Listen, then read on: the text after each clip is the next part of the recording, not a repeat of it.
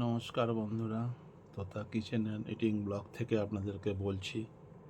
আপনাদের সকলকে স্বাগত জানাচ্ছি।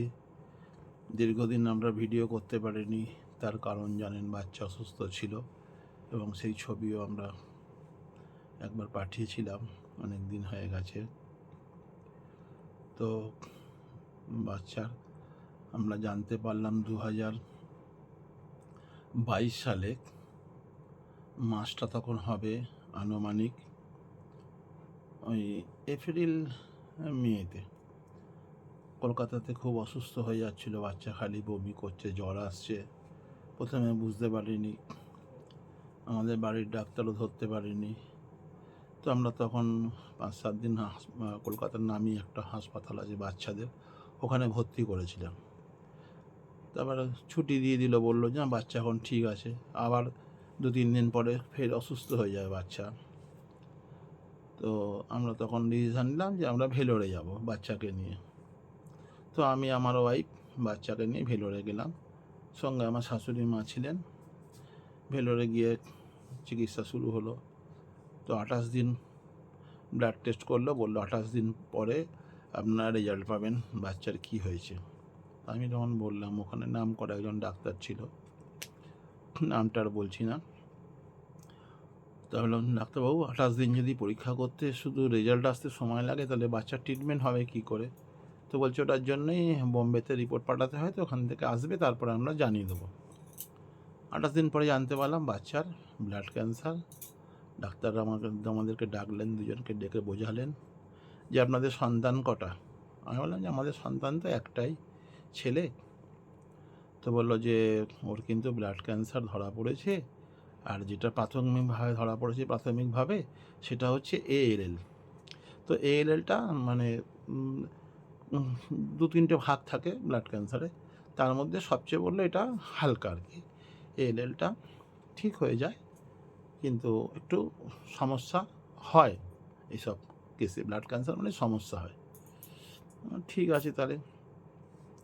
তো বললো টোটাল খরচা পড়বে, কিন্তু এটা প্যাকেজ হিসেবে 42 লক্ষ টাকার মতন খরচা পড়বে।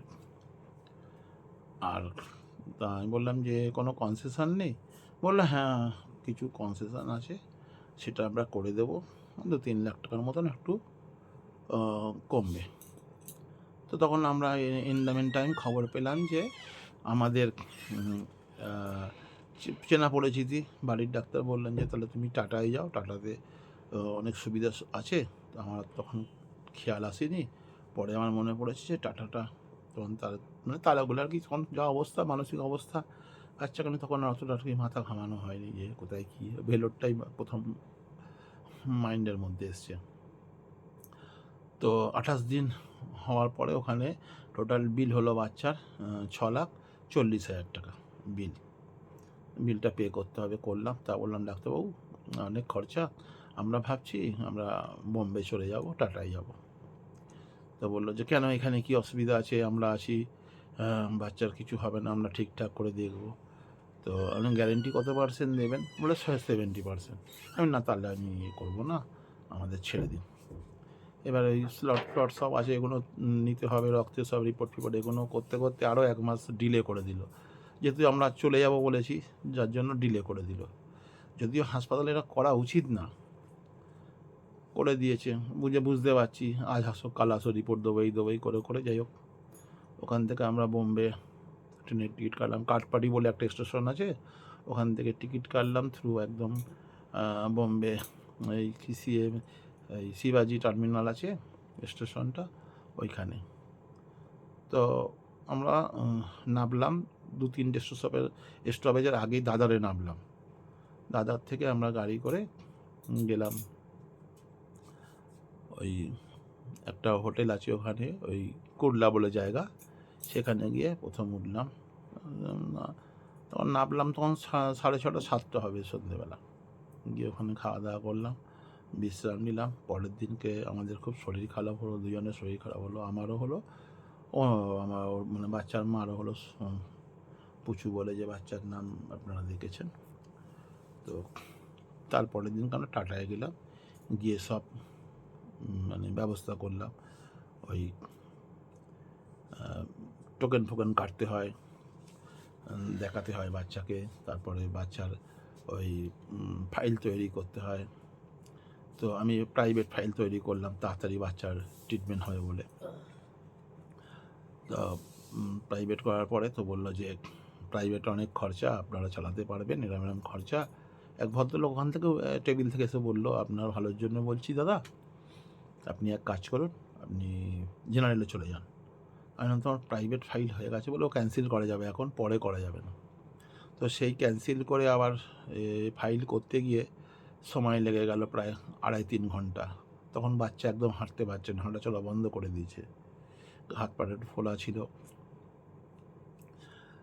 আমি এই কথাগুলো আপনাদের সামনে কেন বলছি, পরবর্তীকালে যদি কোনো এরকম সিমটম হয় কারোর, কোনো বাচ্চার, যাতে তারা সঙ্গে সঙ্গে এই কথাগুলো আমার যদি মনে পড়ে যায় বা কেউ যদি দেখে শেয়ার করে থাকেন, তাহলে অনেকের উপকার হবে। সঙ্গে সঙ্গে ট্রিটমেন্ট দরকারের, এই ট্রিটমেন্টটা সঙ্গে সঙ্গে পেলে না, এখনকার দিনে ক্যান্সারটা কোনো ব্যাপারই না।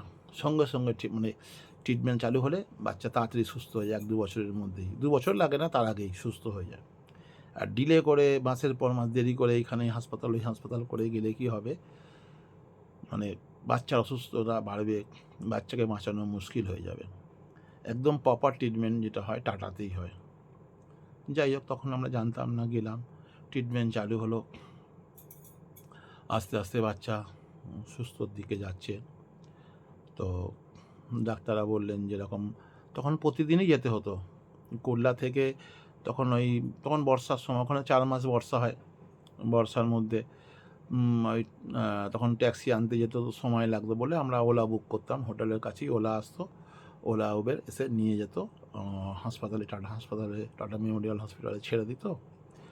আবার সারাদিনটাই থাকতে হতো, এইখানে পরীক্ষা, ওই পরীক্ষা, এই ওষুধ নিতে হবে, এই ডাক্তারকে ওপিডিতে দেখাতে হবে, দেখিয়ে তার রিপোর্ট 4 ঘন্টা পরে আসবে, এরমভাবে সারাদিনটা কেটে যেত। যেহেতু বাড়ি ওখান থেকে প্রায় 40 মিনিট লাগতো আসতে, জ্যাম ট্যাম মিলিয়ে, সব মিলিয়ে।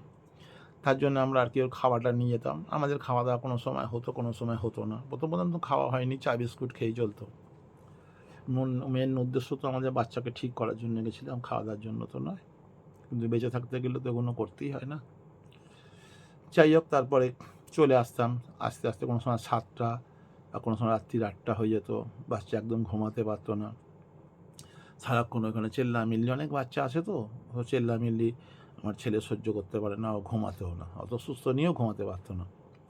যখন ওই ওলা উবেরে করে ফিরতাম, তখন ও একটু ঘুমাতো ও গাড়ির মধ্যেই।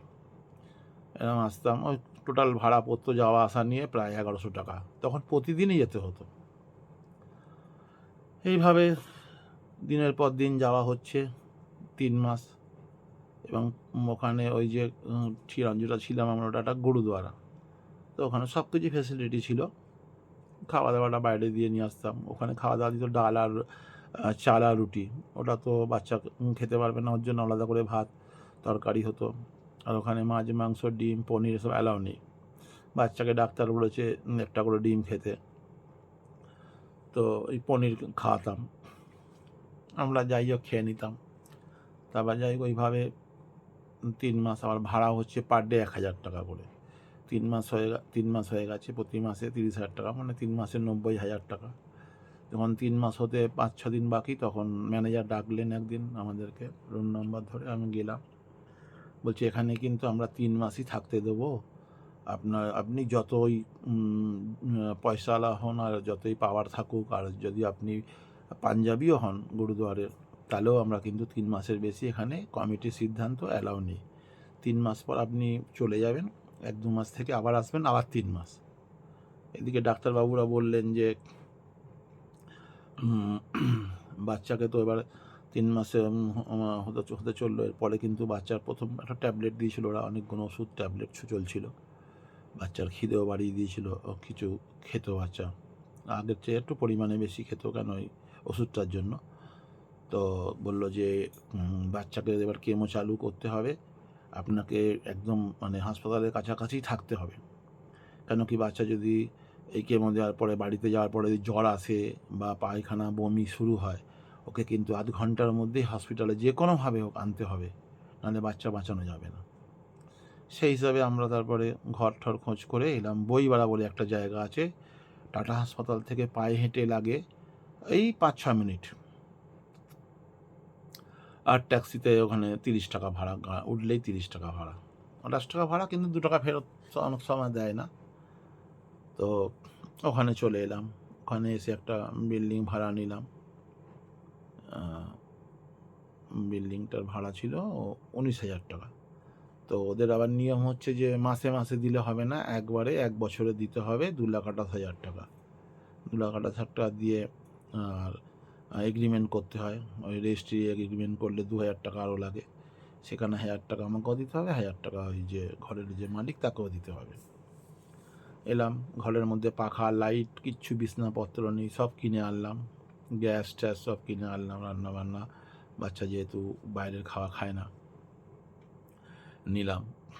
নেওয়ার পরে 3-4 দিন পরে বলছে যে কমিটি ডেকেছে, কমিটি দেখা করতে হবে, কেন ওখানে প্রতিটা বিল্ডিংয়ে একটা করে কমিটি গঠন আছে।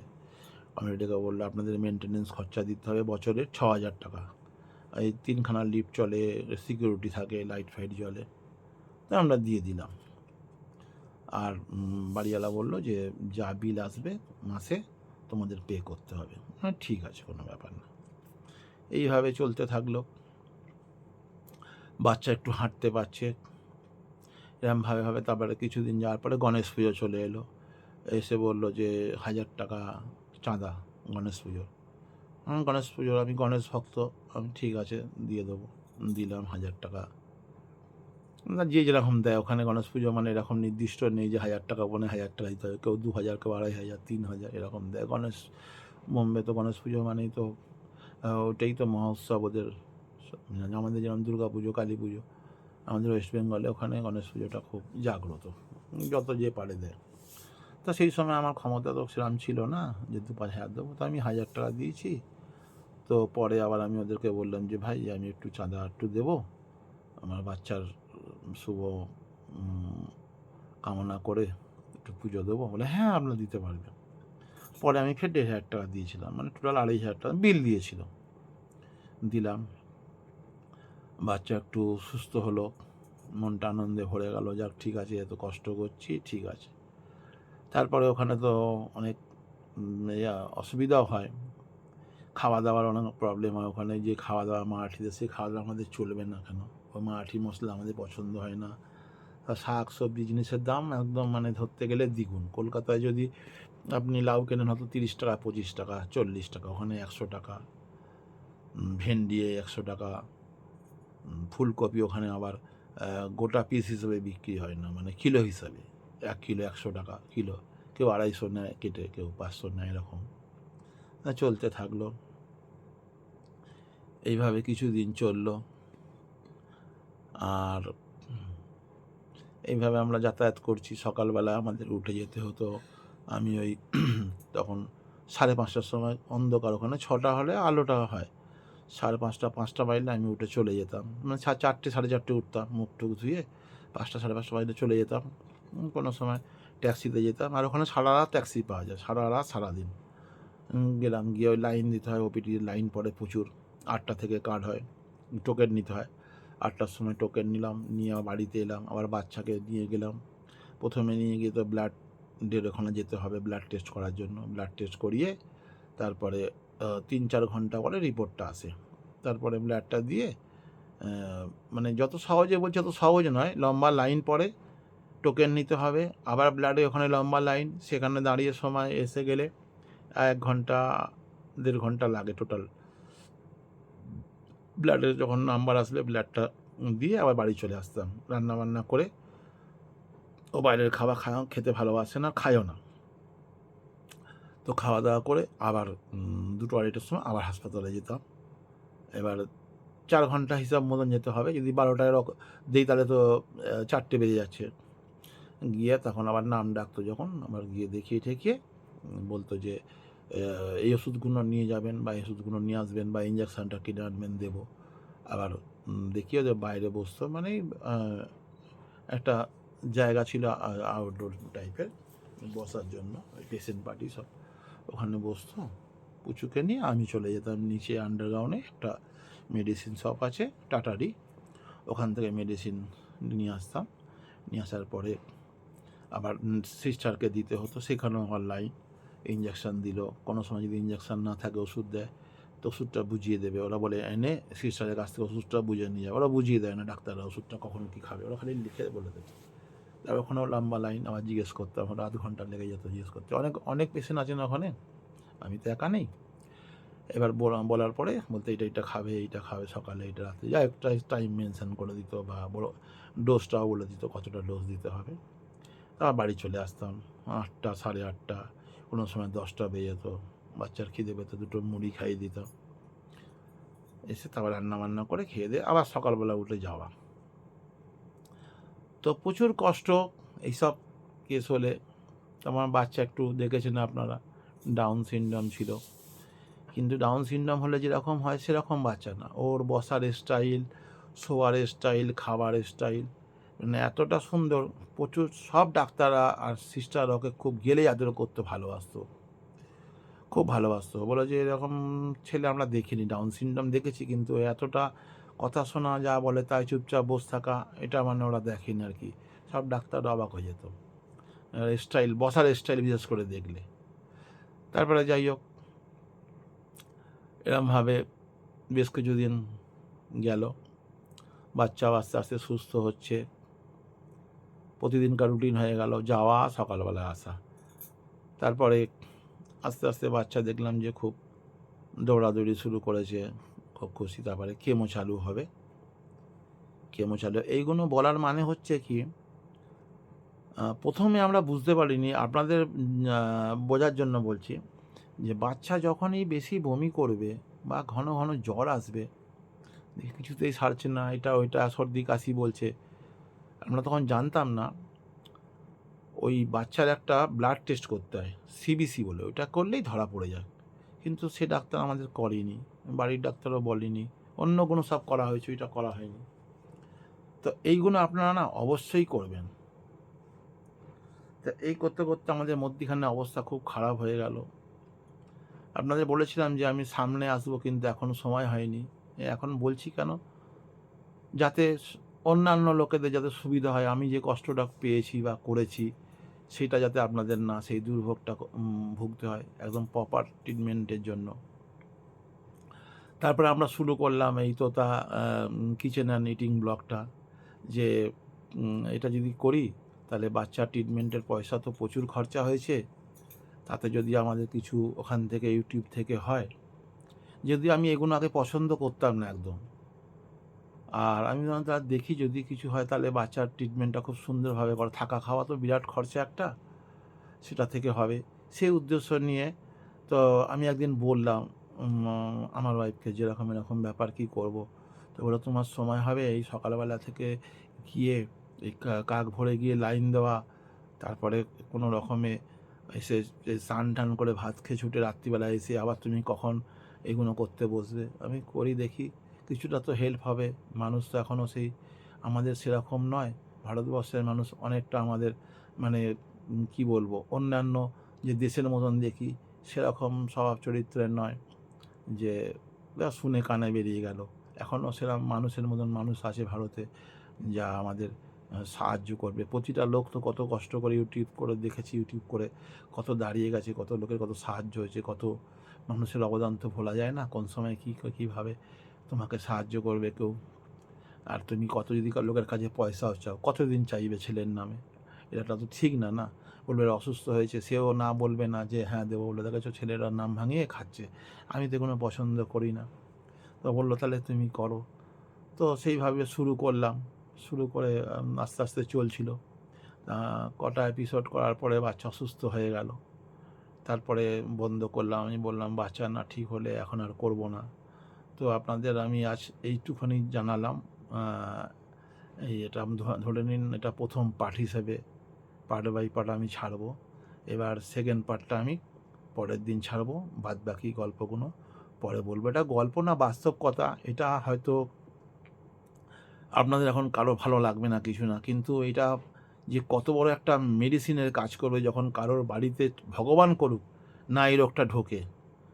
এবার তো শুনলাম যা, যে দিন দিন নাকি এটা মহামারীর আকার নেবে, যেরকম হার্ট অ্যাটাকটাও মহামারীর আকার নেবে, এই ক্যান্সারও মহামারীর আকার নেবে। তাহলে সাবধান হয়ে যাওয়া ভালো। এবং কিছু কিছু জিনিস আছে যেগুলো মানে বাচ্চা বড় সবার ক্ষেত্রে বলছি, যেমন কিছু কিছু প্লাস্টিকের মধ্যে খাবার আনা ভালো, খাওয়া ভালো না, বা কিছু কিছু প্যাকেটিং আছে যেরকম যার মধ্যে খাবার, কোনো ফল সবজি আনা ভালো না। এবার দেখুন কলকাতা শহরে থাকতে গেলে আপনি তো বুঝতে পারবেন না ভেজাল শাক কি ভেজাল সবজি, এগুলো বোঝা সম্ভব নয়, কোনো মতেই সম্ভব না। মাছের মধ্যে কী আছে, চালের মধ্যে কী আছে। তবে যেটুখানি প্রাথমিক ডাক্তারবাবুরা বলছেন যে কোনো সবজি, কোনো শাক যদি হয় আগে ওটাকে গরম জলের মধ্যে চুবিয়ে রাখুন, হালকা গরম জলে। যেমন মাছটাকে ভালো করে ধুয়ে নিন, একটু হালকা গরম জলে মাছটা হালকা করে ধুয়ে নিন, তারপর তেল নুন হলুদ মাখিয়ে যেরকম করে, মাংসটা অল্প একটু হালকা নুন দিয়ে ফুটিয়ে জলটা ফেলে দিন।